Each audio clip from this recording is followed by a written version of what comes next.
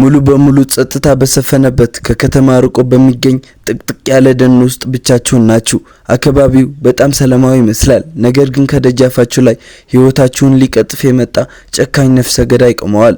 ይበልጥ የሚያስፈራው ምን እንደሆነ ታውቃላችሁ? ይህ ነፍሰ ገዳይ በሩን ሲያንኳኳ፣ መስኮቱን ሲሰብረው፣ አልፎ ተርፎም ከጀርባችሁ ቆሞ ሲተነፍስ ድምጹን ቅንጣት ታክል መስማት አትችሉም። ምክንያቱም እናንተ መስማትም ሆነ መናገር የማትችሉ ዲዳ ናችሁ። ዛሬ የምናየው ፊልም ልብን በኃይል በሚያመታ ጭንቀትና በፍርሃት የተሞላውን ሀሽ የተባለውን ድምጽ አልባ የህልውና ውጊያ ነው። ድምጽ በሌለበት ዓለም ውስጥ ይህንን ጨካኝ ገዳይ አሸንፋ በህይወት መውጣት ትችል ይሆን ወይስ የዚህ የተረገመ ጨዋታ ሰለባ ትሆናለች? ፊልሙን እስከ መጨረሻው አብረን እንይ። ለቻናላችን አዲስ ከሆናችሁ ሰብስክራይብ ማድረጋችሁን እንዳትረሱ። ወደ ታሪካችን የሚጀምረው ማዲ የምትባልን አንዲት ጎበዝ ደራሲን ያሳየን ነው። ማዲ ገና በ13 ዓመቷ በደረሰባት ጽኑ ህመም ምክንያት መስማትና መናገር የተሳናት ሴት ናት። ነገር ግን ይህ እክል አላገዳትም። ይልቁንም ሐሳቧን በጽሑፍ በመግለጽ የተሳካላት ደራሲ መሆን ችላለች። በአሁኑ ሰዓት ማዲ አዲስ የምትጽፈውን መጽሐፍ ለማጠናቀቅ በማሰብ ከተማውንና የሰዎችን ጫጫታ ጥላ ጥቅጥቅ ባለ ጫካ ውስጥ በሚገኝ አንድ ገለልተኛ ቤት ውስጥ ብቻዋን መኖር ጀምራለች። ለኛ እጅግ አስፈሪና ጨለማ የሚመስለው ይህ ጫካ ለዓለም ጸጥታ ላላት ለማዲ ግን ፍጹም ሰላማዊ ቦታ ነበር። መስማት አትችል፣ እንዴት ጩኸት ይረብሻታል እንዳትሉ፣ ጸጥታ ሲባል ከራሷ ጋር ብቻ ጊዜ በማሳለፍ መጽሐፉን የሚጨርስበት መንገድ እየፈጠረች ነው። በዚህ መሃል ነው እንግዲህ የቅርብ ጓደኛዋና ጎረቤቷ የሆነችው ሳራ ወደ ማዲ ቤት የምትመጣው። ሳራ ማዲን ለመጠየቅና በቅርቡ ያሳተመችውን መጽሐፍ እንዴት እንደወደደችው ለመናገር ነው እዚህ የመጣችው። ማዲ በዚህ የሰው ዘር በማያልፍበት አካባቢ ላይ አንዲት ሳራን መተዋወቋ በጣም ደስተኛ ነች። ምንም እንኳን ማዲ መናገር ባትችልም ሁለቱ ጓደኛ ማቾች በምልክት ቋንቋ እጅግ ተግባብተው ሲያወሩና ሲሳሳቁ ይታያሉ።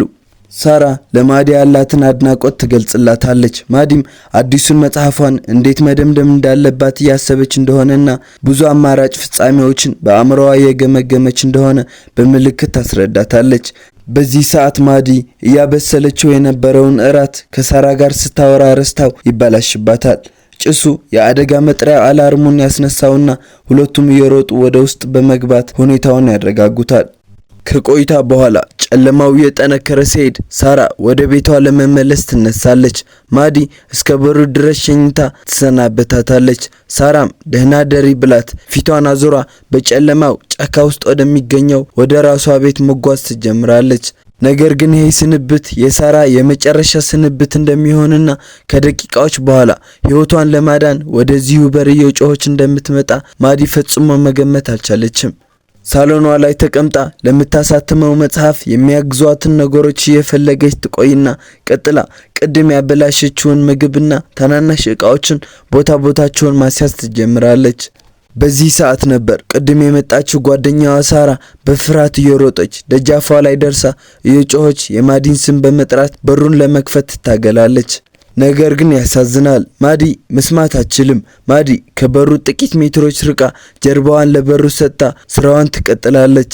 ከበሩ ጀርባ የሚሆነውን አስፈሪ ሲኦልና የጓደኛዋን የእርጅን ጥሪ በፍጹም ልትሰማ አልቻለችም። ገዳዩ ሳራን ተከትሏት እዚያው ደጃፍ ላይ ይደርሳል። የሳራን መጮህና መማጸን እያየ ምንም ሳይመስለው ቢላ አውጥቶ ብዙ ጊዜ ሆዷን ይወጋትና እዚያው በሩ ላይ በጭካኔ ይገላታል። ማዲ ደግሞ ምንም ሳታውቅ በሰላም ስራዋን ስትሰራ ይመለከታል። በዚህ ጊዜ ነው ገዳዩ አንድ አስደንጋጭ እውነታ የተረዳው። ይህች ቤት ውስጥ ያለችው ሴት መስማት አትችልም። ይህ ለሱ ፍጹም የሆነ የአደን ጨዋታ ይመስለዋል። የሳራን አስክሬን አርቆ ማዲ ስራዋን እየሰራች ባለችበት ሰዓት ከኋላዋ ወደ ውስጥ ገብቶ ስልኳን ይወስደዋል። በዛን ሰዓት ያቺ በላይቭ ከማዲ ጋር እያወራች የነበረችው ሴት ከኋላዋ የሆነ ምልክት ሲያልፍ እንደተመለከተች ታሳውቃታለች። ማዲ ግን ብዙም ግድ ሳይሰጣት ድመቷ ልትሆን እንደምትችል ትነግራታለች። በዚህም ማዲ ከተቀመጠችበት ተነስታ ድመቷን ምግብ ለመስጠት ቤቱን በሙሉ ብታስሰውም ልታገኛት አልቻለችም። በመጨረሻም በሩን ከፍታ ውጪ ካለች ብትመለከታትም ምንም ምልክት የለም። ምናልባት ግን ከመጣች በሚል ሐሳብ በሩን ክፍት ትታ ወደ ስራዋ ትመለሳለች። በዚህ ሰዓት ድንገት አንድ መልእክት ይገባላታል። ማዲ መልእክቱን ስትከፍተው ደሟ በውስጧ ይረጋል። ምክንያቱም የተላከላት መልእክት እሷ ቤት ውስጥ የዞረች የሚያሳይ ምስል እንደሆነና ይባሱኑ በገዛ ስልኳ እንደተላከ ስታውቅ በጣም ትደነግጣለች። ዞር ብላ ብታይም ማንም የለም። በመጨረሻም ወደ የመስታወቱ በር ስትጠጋ በጥቁር ልብስ የተሸፈነ ፊቱ ላይ ጭንብል ያደረገ አስፈሪ ሰው ከውጭ ቆሞ በትኩረት ሲመለከታት ታያለች። እየሮጠች ከገዳዩ በፊት በሩን ትዘጋዋለች። አሁን አደኑ በይፋ ተጀምረዋል። ማዲ ሰውየው ገዳይ እንደሆነ ስላወቀች ወደ ውስጥ ሊገባ የሚችልባቸውን በሮች በፍጥነት ትዘጋቸዋለች። እርዳታ ለመጠየቅ ብትሞክርም ገዳዩ መብራቱንና ኔትወርኩን ያጠፋቸዋል። በዚህ ሳያበቃ ውጭ የቆመችውን የማዲ መኪና ጎማውን በቢላ ይቀደዋል። ማዲ በጭንቀት ገዳዩን ፊቱን እንዳላየችውና ፍቅረኛዋ መንገድ ላይ ስላለ እንዲሄድ ትጽፍለታለች። ነገር ግን ሰውየው በራስ መተማመን በተሞላበት ሁኔታ ፊቱ ላይ ያለውን ጭንብል ቀስ አድርጎ ያወልቀዋል። ማዲ ፊቱን እንድታየው የፈለገበት ምክንያት አንድ ነው። ፊቱን ካየች በኋላ በህይወት እንደማትተርፍና እሷን መግደሉ ለሱ እርግጠኛ ጉዳይ መሆኑን ለማሳየት ነው። ገዳዩ በሩን ሰብሮ መግባት ይችል ነበር። ነገር ግን ማዲ መስማት አለመቻሏን ተጠቅሞ ሊያሰቃያት ፈለገ። ማዲ የከንፈር ንግግር ማንበብ እንደምትችል ሲያቅ መች መግባት እንዳለብኝ የምወስነው እኔ ነኝ፣ አንቺ ግን የትም ልታመልጪ አትችይም ይላታል። አሁን ማዲ ሙሉ በሙሉ ወጥመድ ውስጥ ገብታለች። እርዳታ መጥራት አትችልም፣ ድምጽ ማውጣት አትችልም። የጠላቷን ኮቴ እንኳን መስማት ሳትችል በዚያ ጥቅጥቅ ያለ ጫካ ውስጥ ከዚህ ሳይኮፓት ገዳይ ጋር ብቻዋን ቀርታለች። ገዳዩ የማዲን ጭንቅላት ለመረበሽ የጓደኛዋን የሳራን አስክሬን ይዞ በመስኮቱ ያንኳኳታል። ከዛም ማዲ ሰውየው ጓደኛዋ ላይ የፈጸመባትን ጭካኔ አይታ በፍርሃት የተንቀጠቀጠች ከመኝታ ክፍሉ ትወጣለች። በጓደኛዋ ሁኔታ ተደናግጣ ተቀምጣ ያለቀሰች ባለችበት ሰዓት የጓደኛዋ ስልክ ከኋላ ኪሷ ላይ እንዳለ አስታውሳ መኪናዋ ከሩቅ አስነስታ ገዳዩን ለማዘናጋት ትወስናለች። ነገር ግን ምንም ያክል ብትሞክርም በሩ ስለጋረዳት መነሳት አልቻለችም። ከዛም ለህይወቷ አደጋ ቢሆንም በሩን ከፍታ መኪናውን አስነስታ በተሳካ ሁኔታ ሰውየውን ትሸውደዋለች። ስለዚህም በፍጥነት በሌላ በኩል ወዳለችው ጓደኛዋ በመሄድ ስልኩን እየፈለገች ባለችበት ሰዓት ድንገት ሳይኮፓቱ በቦታው ይደርሳል። ሊይዛት እጁን ሲለቅም ማዲ አጠገቧ የነበረውን ሞደሽ አንስታ እጁን በተወሰነ መልኩ ትጎዳዋለች። ከዛም በቀስታ ከቤቱ በመውጣት በጭፍን መሮጥ ሲጀምር በያዘው ቀስት ለትንሽ ይስታታል። ማዲም ይህ መንገድ እንደማያዋጣ ተረታ እየሮጠች ወደ ቤቷ በመመለስ ለትንሽ ከሞት ትተርፋለች። ማዲ ከዚህ ቤት በህይወት የመውጣት እድሏ እየደበዘዘ ስለመጣ የቀራት አንድ የመጨረሻ አማራጭ ለመሞከር ትወስናለች። ወደ ላይ ወጣ ሰውየው ቀስቱን ይዞ ቤቱን እየዞረ ባለበት ሰዓት ከፊቷ መዞሩን አረጋግጣ ታመልጣለች ብሎ በማይገምተው በላይኛው የፎቁ መስኮት ሾልካ በመውጣት ጣራው ላይ ትቆማለች። እያመለጠች ነው ብሎ በማሰብ እንዲከተላትም ላምባዲናውን ወደ ጫካው ትወረውረዋለች። ልክ እንዳሰበችው ገዳዩ መብራቱን ተከትሎ ሲሄድ ማዲ ያገኘችውን ክፍተት ተጠቅማ በጥንቃቄ ማምለጥ ትጀምራለች። ነገር ግን አዳኙ በእቅዷ ሳይታለል ከኋላዋ መጥቶ በቀስት እግሯን ይወጋታል። ማዲም ተመልሳ ወደ ጣራው ትወጣና ልታየው ስትሞክር እንደገና ቀስት ይለቅባታል። አዳኙ ገድያታለሁ ብሎ በማሰብ ወደ ጣራ መውጣት ይጀምራል። ማዲ ግን በህይወት ተርፋ እግሯ ላይ የነበረውን ቀስት በማውጣት ድንገት መሳሪያውን ነጥቃ ከከፍታ ወደ መሬት ትጥለዋለች። በያዘችው ቀስት ልትወጋው ብትሞክርም ተነስቶ የመጣባት እንደሆነ አይታ የቆሰለውን እግሯን ተጠቅማ በተቻላት መጠን ገዳዩ ሳይደርስባት ወደ ውስጥ ትገባለች። ማዲ እንዳሰበችው ልታመልጥ ባትችልም በድፍረት ግን ገዳዩን ልትጎዳው እንደምትችል በደንብ አሳይተዋለች። በኋላ ማዲ የቆሰለውን እግሯን ያከመች ባለችበት ሰዓት ሳይጠበቅ የሞተችው የሳራ ፍቅረኛ የሆነው ጎረቤቷ ጆን ፍቅረኛውን ሳራን ፍለጋ ደጃፏ ላይ ቆሞ በሩን ማንኳኳት ይጀምራል። ማዲ ውስጥ ሆና የጆንን መምጣት ምንም ልታውቅ ባትችልም ገዳዩ የሆነ ሰው እንደመጣ ወዲያውኑ ያስተውላል። ነገር ግን በፍርሃት ከመሸሽ ይልቅ አሁንም ከዚህ ችግር የሚወጣበት እድል ያለው የተመታ ጭንቅላቱን ይዞ ይህንን አዲስ አደጋ ወደ ጥቅሙ ለመቀየር ይወስናል። ቀስቱን ደብቆ ጭንብሉን ጥሎ ራሱን እንደ ተራ ፖሊስ ወይም አጋዥ በማስመሰል ጆንን ፊት ለፊት ይፋጠጠዋል።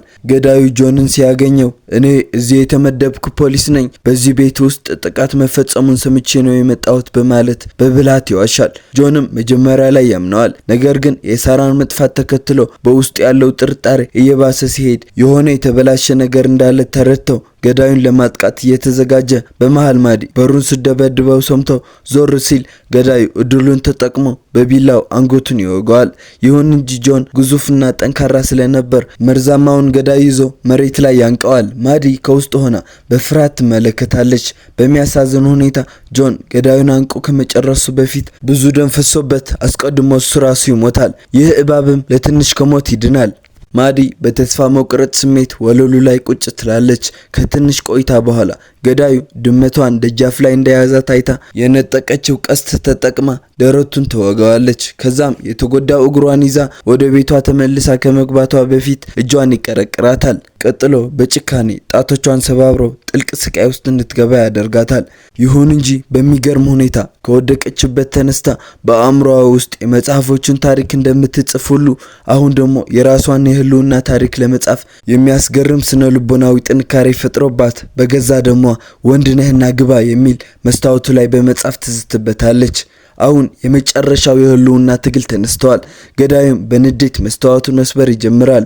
ማዲ ደግሞ ከዚህ ሲኦል የምትወጣበት ብቸኛው መንገድ መደበቅ ወይም መሸሽ ሳይሆን ይህንን ሳይኮፓት ገዳይ ፊት ለፊቱ ተጋፍጦ መግደል ብቻ እንደሆነ ትረዳለች። ስለዚህም መታጠቢያ ክፍል ውስጥ ገብታ ቢላ በእጇ ይዛ እስኪመጣባት ድረስ እየጠበቀችው ድንገት ሰውየው ከኋላዋ ተገኝቶ ሊገላት የሚችልበትን መንገድ እያማረጠ ሳለ ማዲ ሰውየው ሲናገር ትንፋሹ አንገቷ ላይ ይሰማትና ከኋላዋ እንዳለ አውቃ በፍጥነት ዞራ እግሩን ትወጋዋለች። ከዛም የሮጠች ከክፍሉ ብትወጣም ገዳዩ አስቀድሞ በእጇና በእግሯ ላይ ባደረሰባት ከባድ ጉዳት ምክንያት ብዙም መቀጠል ሳትችል ወለሉ ላይ ትወድቃለች። ሰውየውም የተጎዳው እግሩን እያስነከሰ ማዲ አጠገብ ደርሶ ምንም አይነት ጥቃት ከመፈጸሙ በፊት ማዲ ደብቃው የነበረችውን ኬሚካል አውጥታ አይኑ ላይ ትረጫዋለች። ከዛም የአደጋ መጥሪያ አላርሙን አብርታ ልታዳክመው ትሞክራለች። ነገር ግን በቀላሉ የሚሞት አይነት ሰው ስላልነበር ማዲን ይይዛታል። ማዲ በተቻላት መጠን በጥርሷ ሳይቀር ትታገላለች። በመጨረሻም ሳይኮፓቱ አንገቷን አንቆ ሊገላት ሲል አጠገቧ የነበረውን የጉደር መክፈቻ አንስታ በቀጥታ አንገቱ ላይ ትሰካዋለች። ገዳዩ ደሙ እየፈሰሰ መሬት ላይ ይወድቃል። ለረጅም ሰዓታት ማዲን ሲያሰቃያት የነበረው ራሱን እንደ አዳኝ እሷን ደግሞ እንደ እረኛ የሌላት በግ አድርጎ ሲቆጥር የነበረው ሳይኮፓቱ በመጨረሻም በማዲ እጅ ህይወቱ ያልፋል። ማዲ ምንም እንኳን የፖሊሱን ድምጽ መስማት ባትችልም የሚበሩትን ሰማያዊና ቀይ መብራቶች ስታይ ሰላም እንዳገኘች ትረዳለች። ማዲ ከዚህ የማያልቅ የተረገመ ሌሊት በህይወት ወጣ። ፊልማችን ያልቃል። እንግዲህ ሃሽ ይህን ይመስላል። ፊልሙ የሚያስተምረን አንድ ነገር ቢኖር አካል ጉዳተኛ መሆን ማለት ደካማ መሆን አለመሆንን ነው። ማዲ መስማትና መናገር ባትችልም ከአማካይ ሰው በላይ ባላት የአእምሮ ጥንካሬና የመኖር ጉጉት ህይወቷን ማዳን ችላለች። ቪዲዮው ከተመቻችሁ ላይክ እና ሰብስክራይብ ማድረግ እንዳትረሱ። በቀጣይ የትኛውን ቪዲዮ ሊሰራላችሁ እንደምትፈልጉ ኮሜንት ላይ ጻፉልኝ። ይህ አቤላ ሪካፕ ነው። ቀጣይ በሌላ ቪዲዮ እስከምንገናኝ ሰላም ቆይልኝ።